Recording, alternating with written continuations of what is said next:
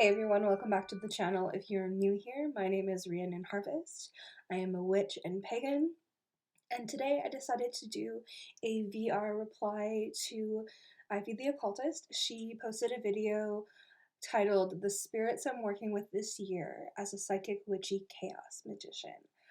So, for myself, I'd like to do the video. She invited everyone to participate, and this is coming at a perfect time as I just got back from my Phoenix, Arizona trip, and I'm putting together a little vlog for you guys, which is taking much longer than I thought it would be. So, this is the perfect timing for this because I have been wanting to post something and I just don't really have anything in the lineup at the moment. So, this is my video response: the spirits I'm working with this year as a witchy folk magician. Also, look at this cute mug. There's a pair of them that came back from Phoenix with us. This is my boyfriend's mom's set, and I'm kind of obsessed. It's so cute, and I'm just feeling really cozy. So let's dive into this video. So Ivy had structured the video through the seasons, and I think I'm going to do the same thing. It just makes things a lot easier.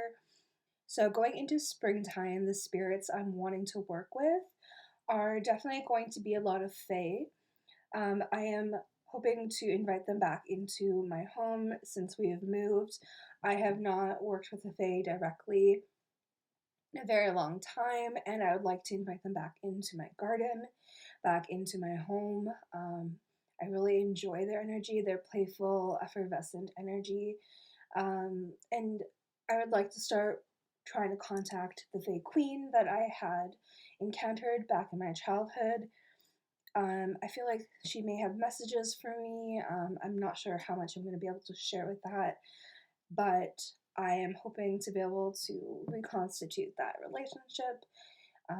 So, along with gnomes, of course, I would love to bring them into my garden. They're excellent for bringing life and prosperity into the yard, and I just love their energy. As a kid, I actually saw them when I was growing up in my grandparents' garden, and I really enjoy them. So, making an offering to them, I think, would be a perfect way to start off the spring as I'm planting out my new spring starts. And along with the Fae Queen, that is something that I'm going to have to create an entire ritual for. I'm not exactly even sure what I'm going to be doing because I've never done this kind of thing before. This is definitely a bit of a risk because I'm not sure how she'll react. But I'm going to go in with a lot of reverence and a lot of respect and a lot of offerings, definitely, and see if she wants to respond. And if not, that's definitely okay. I understand that, but I definitely would like to dive into why she was appearing to me back then and explore that possibility there. Moving on to more of the summer season, I would like to start working with water spirits. So for me growing up, I was extremely into fae and mermaids. These were the two things that I was obsessed with, to the point where as a kid I was growing up, going to junior high, bringing an entire printout folio full of the fae history and what to offer them and rituals and all that kind of thing. And I would carry it around with me from class to class. And when I got bored, I would look into my book and just like daydream and hope that I could talk to them. And so going into the summer, along with the Fae, I would like to continue on my relationship with the Mer spirits and start working with the siren energy that they offer. For myself, growing up, I've always wanted to be a singer when I was younger, and I have never said this out loud online, but I've always had this blockage inside of my throat chakra that I've come to discover that I'm hoping to uncover. So, with working with the siren energy, the Mer spirits, like working with opening up that area, I'm hoping they'll have some type of deep magic that will help me understand how to like heal that area and open it. At the moment, I feel like a caged bird in this area when it comes to my vocalization. And, while I've always loved singing and being in a performance state and that kind of thing, I've never been able to fully open up and let go. It is something that has definitely hindered me, and I'm hoping by working on this, I will be able to feel more myself and maybe even explore the realm of creating an EP, a witchy, magical EP, of course. And I've already been writing for years and years, and this is something that I'm hoping to be able to bring to you guys one day. Along in the summer, I would like to also start working with the tree spirits and dryads and start connecting with them again. I would like to start building more in my world building and, create a space for my birth tree to live within my mind. That was actually the tree that actually helped to start my spiritual awakening. So I would like to be able to create a little like astral place for my willow tree to live. Since it's already been cut down and gone, I'd like to invite its spirit into my astral realm. For the fall, I would really like to start like cementing my practice in the ancestral practices. But I think I'll start off a little lighter than most, and this will be my musical ancestors. This is something that is actually very, very important to me, is music. And so working with my musical ancestors and working with like the people in the past that I adore and love listening to and grew up on, making offerings and trying to find ways to channel their energies to find advice to help me grow as a person and as a musician, as a singer, and as a lyricist, and all of that, I think would be a perfect way to start off my ancestral veneration. I have definitely been a little bit shy in actually getting started with that with my family, as I don't know everything in my like family lineage. I don't want to offend. Recently just learned that giving alcohol to some of my ancestors on one side would have been quite offensive. So I'm glad I had done even further research before I had offered that to them. So in my mind, I'd almost even need two family sides of like an ancestral altar, one for one side and one for the other. So I'm still trying to work that out in my mind. I think working with musical ancestors will be a nice, easy stepping stone and will be really beneficial for me. I'd also like to start working with angels more. There is one particular archangel that has been coming back to me over and over again, and one that I've been very called to over my lifespan, and that is Archangel Michael. And he actually showed up in one of my breath sessions when I was doing my breathwork yoga class.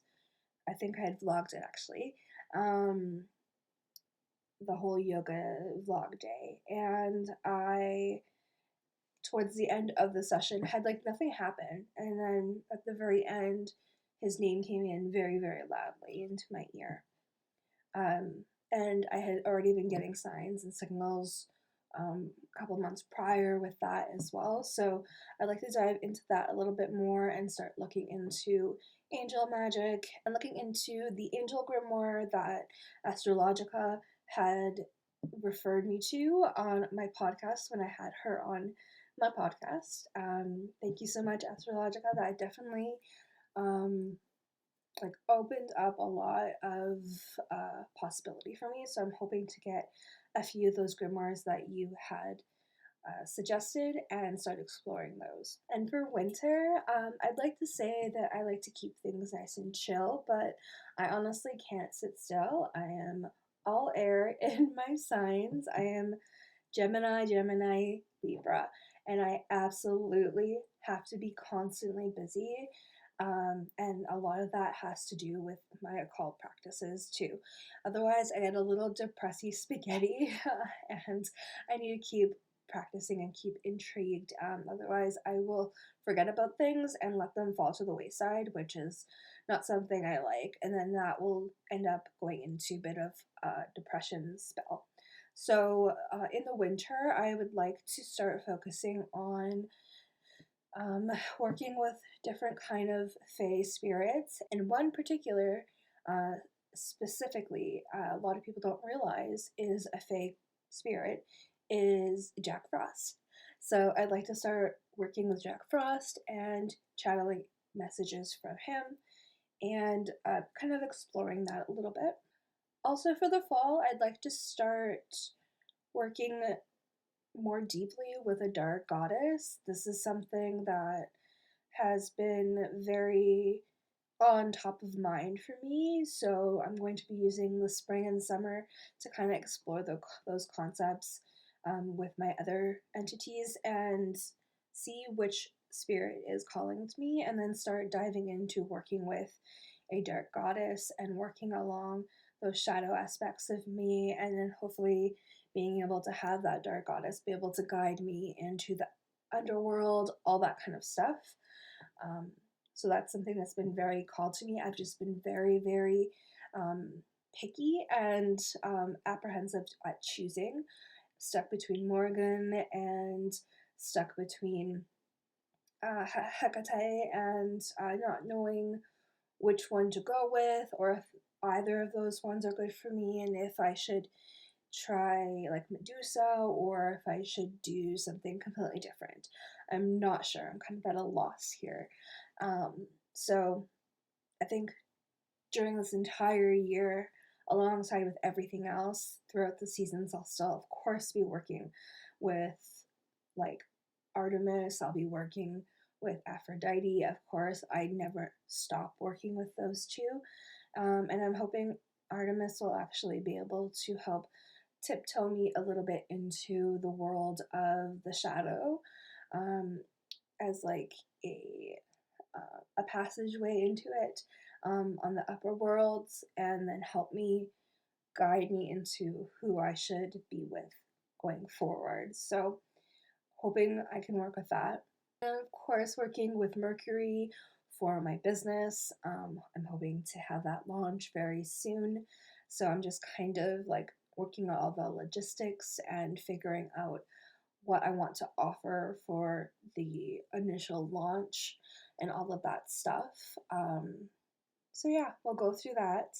And then, of course, I'd mentioned back last year when we first moved into this house that I had felt a call for an Egyptian deity, or a few of them had been presenting themselves as an option, and I'm going to be exploring that realm a little bit as well.